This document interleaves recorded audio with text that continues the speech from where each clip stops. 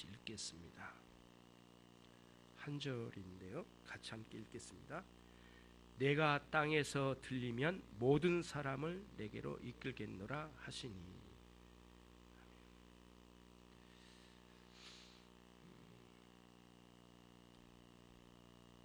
예수님께서 당신의 사역을 하실 때에 3년의 공생애의 사역을 하셨잖아요. 그때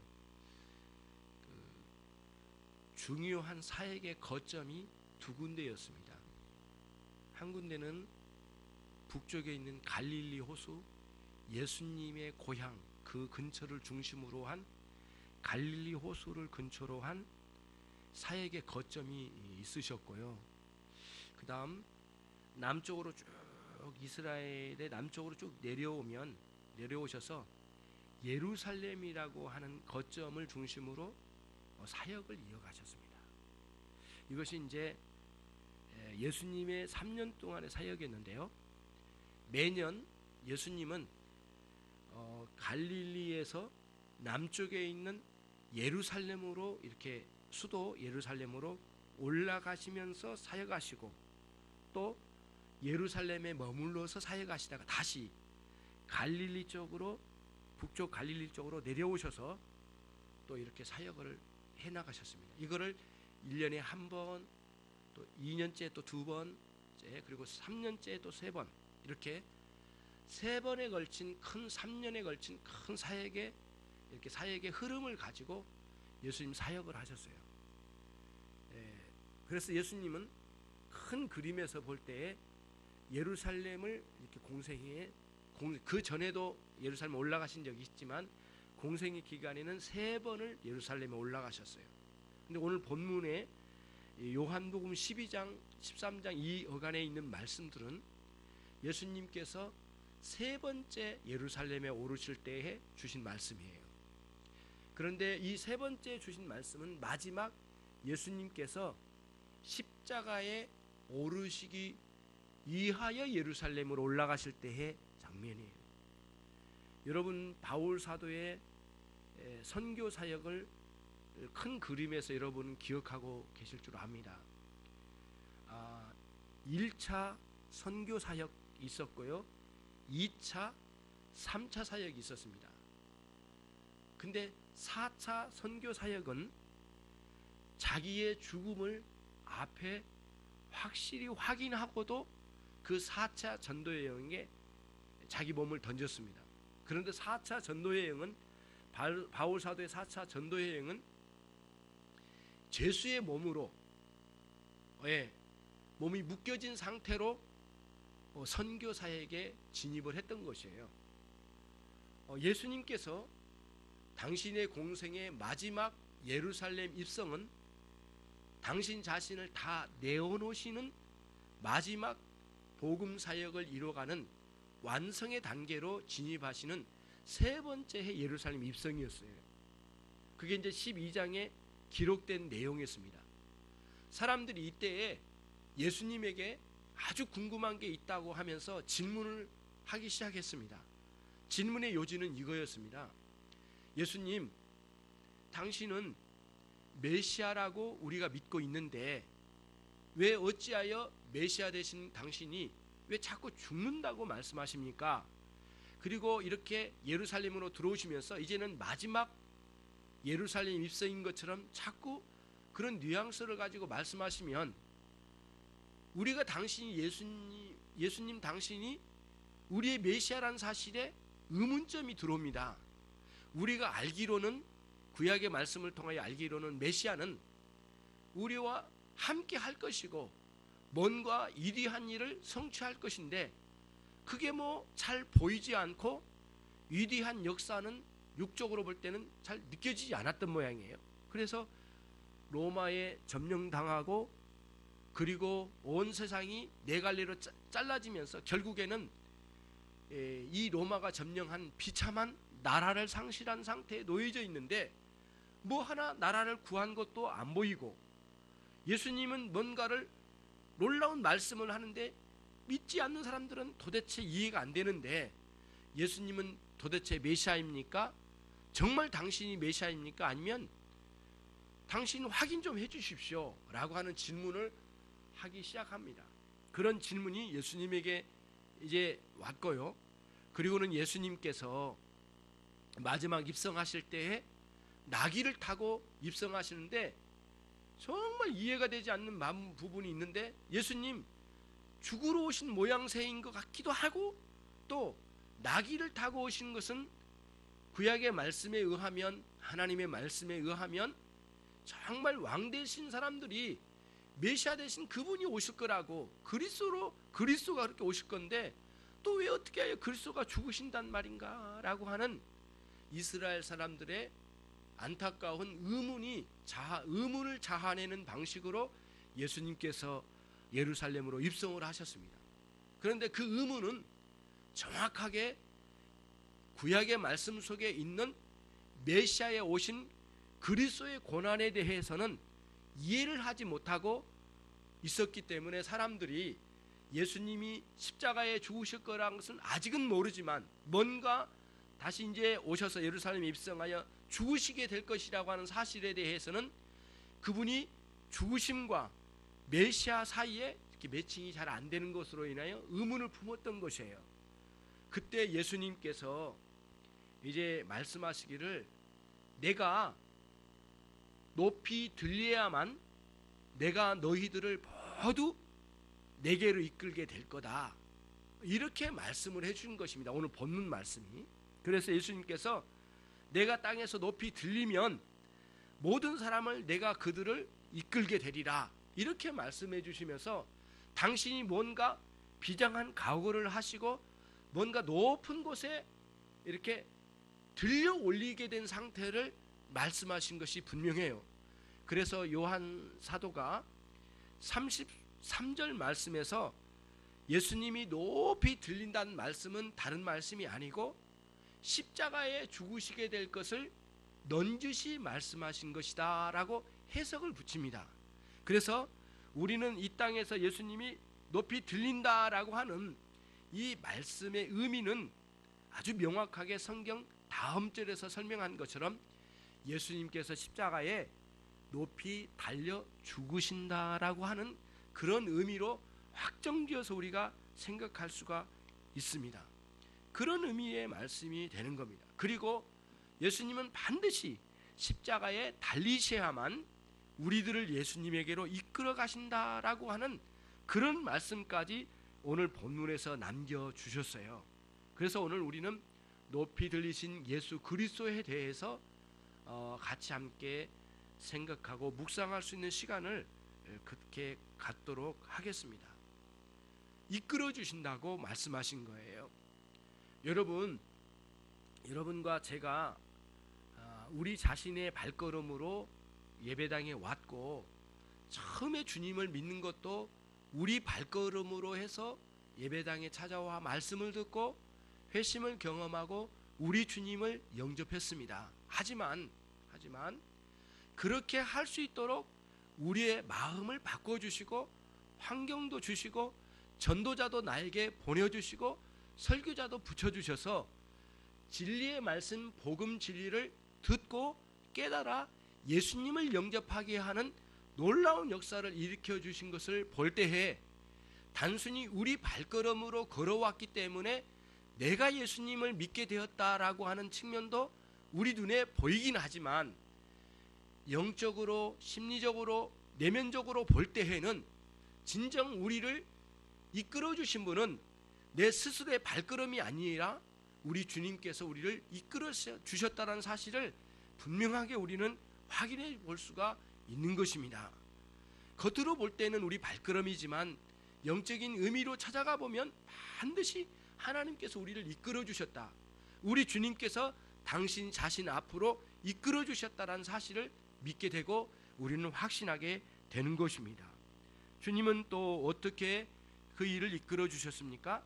여러분, 예수님께서는 우리에게 마음의 깨달음을 먼저 허락해 주십니다. 지성적으로.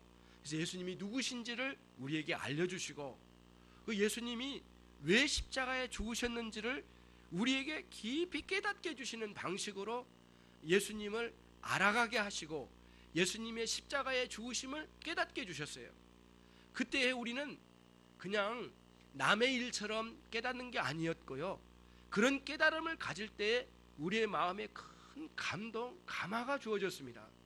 그래서 우리의 감성은 거기에 반응을 했고요, 그래서 큰 감동이 있어서 우리 주님 나를 위하여 십자가에 죽으셨다는 그 사실이 믿어지는 순간, 깨닫고 믿어지는 순간 놀랍게 내 마음에 감동이 있어 많은 눈물을 흘리고 콧물을 흘려 회개하며 우리 주님을, 마치 십자가에 달리신 우리 주님을 막 쫓아가서 십자가에 달리신 우리 주님을 발목을 잡고 엉엉 우는 것처럼 우리가 감동, 감화를 받고 눈물로 우리 주님 앞에 엎드렸던 첫사랑이 기억납니다.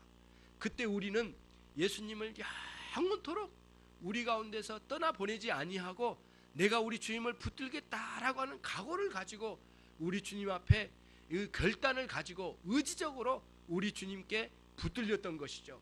내 마음도 그렇게 감동이 되고 결단이 되어지고 우리 주님께서는 우리의 지성과 감성과 의지에 확실하게 확인시켜 주신 믿음의 역사를 우리 가운데 허락해 주셔서 우리 주님의 사랑도 경험하게 되고 우리 주님의 은혜도 우리가 체험할 수 있도록 이끌어 주셨어요. 그런 방식으로 우리 주님이 여러분을 각자 불러주셨습니다. 여러분이 처음 회개하고 주님 앞에 돌아온 장소와 시기는 우리 서로 모릅니다. 그러나 그 회심을 통하여 갖게 된 그 회개와 믿음의 첫 출발은 같은 본질을 가지고 있기 때문에 여러분들이 어디에서 언제 그런 경험을 했는지 알 수는 없지만은 여러분의 경험이 저의 경험하고 본질적으로 같기 때문에 감동이 있고요, 여러분이 혹시 회심하였다면 우리도 같은 그런 회심을 하였기 때문에 그런 거듭난 신자로서 감격과 감동이 함께 어우러지게 되는 것이죠. 같은 진리 안에서 예배하고 성찬에 참여합니다.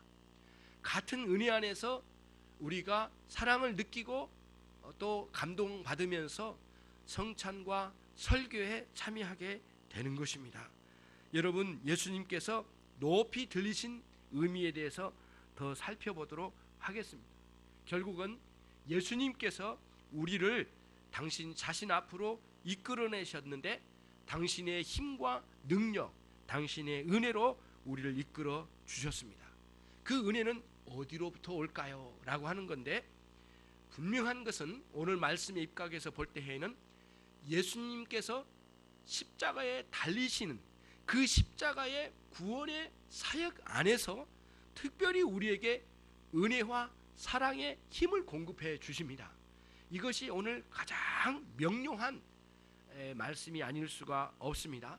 그러므로 여러분과 저는 이 죄인에게 있는 이 믿음의 눈으로 우리 주님을 바라볼 수 있기를 바랍니다.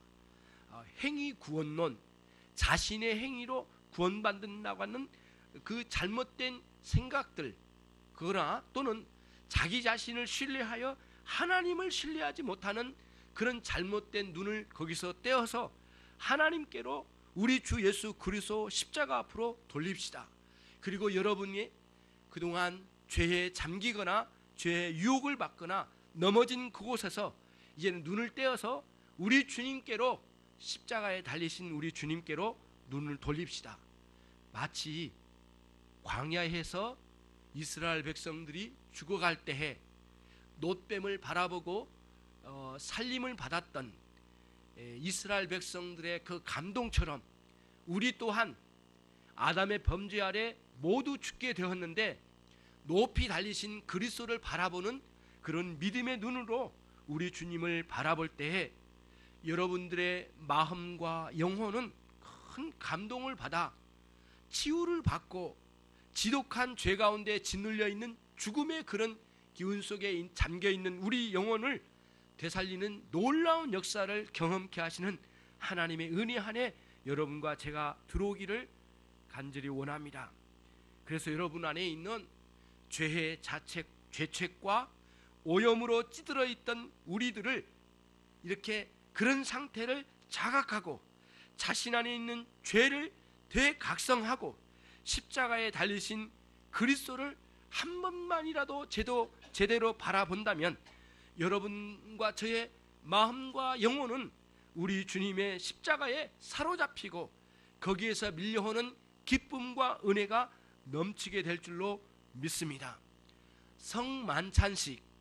성찬식은 그것을 목적으로 하고 있습니다. 예수님을 높이 들려 올린 겁니다. 이런 비유가 어울릴지 모르겠습니다만은 이런 생각을 해봅니다. 성찬식은 예수님께서 십자가에 달리신 상태를 높이 교회가 높이 들려 올려서 사람들에게 뭔가 가려지거나 보이지 않은 상태를 제거하도록 높이 들려서 누구도 볼 수 없는 상태를 다 치우고 장애물을 치우고 예수님을 모두 바라볼 수 있는 상태로 만들어내는 것이 성찬식이라고 생각합니다.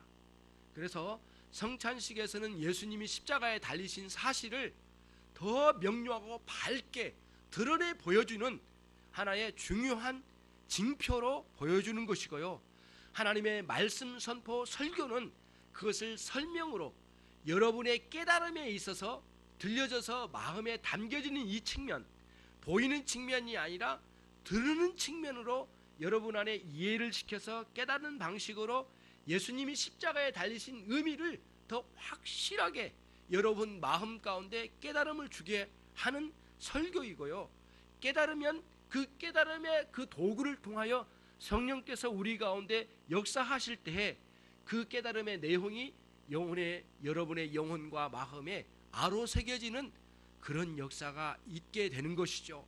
이런 방식으로 설교를 통하여 예수님의 십자가를 높이 치켜 올리고 성찬식을 통하여 예수님의 십자가에 달리신 피가 뚝뚝 떨어지는 그리스도의 십자가를 높이 들려 올리는 이런 작업이 오늘 진행되고 있다고 생각하면 크게 다르지 않을 거라고 보는 것입니다. 그러므로 여러분과 저는 성찬식에 임할 때 전심전력을 다하여 믿음으로 우리 주님 앞에 가까이 나가는 여러분들이 되시기를 바랍니다. 십자가는 저주의 나무입니다. 여러분과 저의 죄를 대신하여 저주받으신 그리스도께서 달리신 나무였습니다. 영원히 죽을 수밖에 없었던 저희들, 그리고 그 죽음으로 몰아갔던 원인이었던 그 아담의 범죄와 또 그 범죄에 연루되어 있는 우리의 근본적인 죄를 모두 해결하시고 또 그 죄를 모두 사하시는 그리스도의 십자가는 저주의 나무였음을 여러분과 제가 생각하고 믿음으로 우리 주님을 향하여 믿음의 눈을 열어서 믿음의 눈을 고정하는 그런 시간이 되기를 바랍니다. 이런 방식으로 저주의 나무에 달리신 그리스도를 바라봄으로 예수님과 우리가 더 가까이 가게 되고 예수님과 함께 하게 되는, 심지어는 예수님과 함께 연합의 자리까지 나갈 수 있는 우리가 되기를 간절히 바랍니다. 그러면 마지막으로 이 성만찬식을 통하여 예수님을 높이 치켜 올린다고 했는데, 그러면 바라보고 사람들이 쫓아오지 않겠습니까? 예수님에게 쫓아오면 이제 쫓아와서 예수님과 함께 실제적인 연합, 하나가 되는 그런 경험을 하게 될 겁니다. 성찬식에서 우리가 주님의 몸된 표로 우리가 이제 떡을 받습니다. 빵을 받습니다. 그럼 이걸 먹지 않습니까? 먹으면 우리가 맛을 음미하고 입에서 다 씹어서 먹으면 이게 삼키지 않습니까? 위로 가서 소화가 되고 또 어느 부분은 간으로, 어느 부분 다른 장기로 퍼져나갈 겁니다. 쫙 퍼져나가면 이제는 더 이상 조금 전에 밖에 있었던 떡과 나 사이는 분류가 있었지만, 나뉘어짐이 있었지만 내 안에 들어가고 난 뒤에는 이것을 내 몸을 가르고 어떻게 해서 분리시킬 수 없는 것처럼 예수님께서 여러분의 영혼과 마음에 들어오셔서 함께 하시는 연합을 이루시면 영원토록 예수님과 여러분 사이를 나뉠 수가 없습니다. 죄의 유혹이나 사단의 계략이나 그리고 여러분이 정말 실수하는 것이나 적신이나 각종 사망이나 칼이랴 그 어떤 것도 우리 주님과 우리 사이의 사랑을 나눌 수 없다는 사실을 증명해 주는 표로 여기에 같이 함께 참여하게 되는 것입니다. 그런 마음으로 그런 믿음으로 참여하시면서 여기서 우리가 누리게 되는 몇 가지 요소가 있습니다. 첫 번째는 예수님의 사랑을 여기서 누리게 되는 것입니다. 갈라디아서 2장 20절인데요.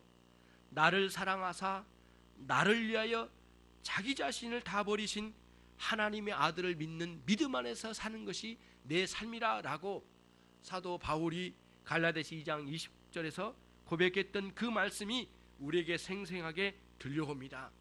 예수님과 우리 사이는 영원한 교통 속에 당신의 사랑을 경험시켜 주시는 방식으로 당신도 우리를 사랑하시고 우리도 예수님을 사랑하는 방식으로 온전한 연합으로 들어가게 하시는 사랑의 경험의 방식으로 연합을 실제적으로 성만찬식에서 경험하게 됩니다. 두 번째 우리가 예수님의 실제적인 연합을 경험한 것은 다른 것이 아닙니다. 예수님께서 당신의 영혼과 육신으로 완전히 받으신 그 고난을 우리가 경험하게 되는 것입니다. 그래서 우리는 예수님의 그 고난을 이 성만찬식에서 경험하면서 예수님의 고난에 사로잡히게 되는 것입니다. 스가랴서 12장 10절 말씀에서 그들이 그 찌른 바 그를 바라보고 그를 위하여 애통하기를 독자를 위하여 외아들이 죽을 때에 그 어미가 우는 것처럼 그 독자를 위하여 애통하듯이 그렇게 울게 되며 그를 위하여 통곡하기를 장자가 어미 앞에 죽을 때에 대성통곡하며 우는 것처럼 예수님의 그 십자가를 바라보고 대성통곡하며 울게 될 것이라고 예수님의 고난에 사로잡히는 그런 광경 안으로 들어가게 된다고 하는 사실을 우리가 성만찬식에서 경험으로 알 수 있게 되는 것입니다.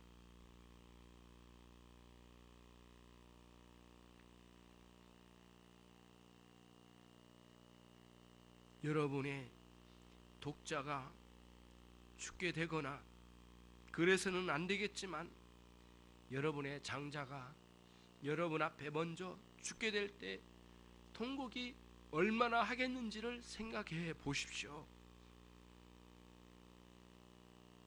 아무리 통곡하고 울어도 달랠 길이 없는 그런 아픔을 여러분 기억해 보십시오. 생각해 보시고 그이 얼마나 큽니까? 그러나 그러하듯이 그리스도의 십자가 앞에서 하염없이 통곡하며 애통해하며 우리의 죄를 용서해 주시는 그리스도를 바라보는 그리스도의 고난에 내 온 전 존재가 사로잡힌 것을 경험하는 시간, 그 시간이 성만찬에 참여하는 시간이 되는 것입니다. 그리스도께서 우리를 위하여 저주를 받게 되사 율법의 저주를 우리에게서 성령하신 우리 주 예수 그리스도를 사도 바울은 외쳤습니다. 갈라디아서 3장 13절에 예수님이 나의 저주를 대신 받았느니라고 외쳐되었습니다. 여러분 이제 이와 같이 성만찬식에서 여러분을 예수님 앞으로 끌어당기실 때에 우리 주님이 끌어당기실 때에 여러분의 믿음으로 반응하여 우리 주님 앞에 가까이 바짝 다가와 여러분은 두 손을 벌려 우리 주님을 끌어안고 하염없이 애통하며 눈물로 우리 주님을 맞이할 준비를 하시기를 바랍니다. 이것이 오늘 설교의 내용이었습니다. 말씀을 정리해 보도록 하겠습니다. 오늘 우리 주님은 당신의 섭리 속에서 우리를 여기까지 인도하셨습니다. 때로는 벼랑 끝에 너무 위태로운 가운데 방황하여 우리가 큰 어려움 속에 떨어지기 직전에 우리를 붙들어 주시고 당신의 마음으로 사로잡아 주셔서 생명의 길로 이끌어 주셨습니다. 그리하여 오늘 여기까지 인도하셨고 성만찬에 참여하도록 이끌어 주셨습니다. 그 방식으로 그리스도께서는 당신의 사랑을 우리에게 밝히 드러내 보여주셔서 당신의 사랑과 고난을 죽음으로 보여주신 것을 오늘 다시 한번 2015년이 흘렀지만 오늘 또다시 여기에서 예수 그리스도의 희생을 확증하는 언약의 표를 다시 한번 회상하는 방식으로 우리 가운데 인쳐주시는 이한 시간이 되기를 바랍니다. 그리하여 여러분의 영혼의 영적 자양분을 많이 공급해 주시면 여러분들은 실제적으로 그리스도와의 교통 속에 사랑과 고난을 마음껏 느끼고 경험하는 시간이 되셔서 마음껏 누리는 그런 연합의 화목의 관계가 되시기를 주님의 이름으로 축원합니다. 우리 주님께서 여기까지 여러분들을 이끌어 주셨습니다. 성만찬식에 되도록이면 모두 참여하여 주시기를 바라고요. 혹시 세례를 받지 못한 분이 계시다면 다음에 여러분들의 회심이 확인된 여러분들에게 이제 세례가 주어지게 되면 그 이후에 6개월 이후에 여러분들이 이 성만찬식에 참여하게 될 줄로 압니다. 그때까지 다른 분들이 참여한 것을 통하여 우리가 간접적으로 보지만 믿음으로는 동일하게 참여하게 되는 것입니다. 그리스도의 사랑에 대하여 깊이 감동받으시고 그리스도의 십자가에 달리신 그리스도에 붙들려 여러분들이 하염없이 새롭게 되는 것을 경험하는 시간이 되시고 경건한 슬픔과 애통으로 함께 참여하여 주시길 바랍니다. 왜냐하면 우리에게는 언제나 죄가 있기 때문입니다. 그런 방식으로 우리 하나님 아버지와 함께 화목을 이루는 이 한 시간 죄사함의 은총을 실제로 누리고 우리 주님과 함께 화목의 자리에 함께 모이기를 간절히 바랍니다. 여러분들이 이 성만찬식에서 큰 복을 누리시기를 주님의 이름으로 다시 한번 축원하여 드립니다. 기도하겠습니다.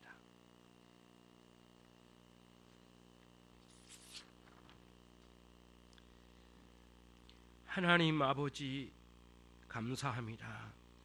저희들을 한 해 동안 참 은혜로운 해로 인도해 주셨습니다. 많은 혼란스러운 상황이 있었고 현재도 매우 혼란스러운 상황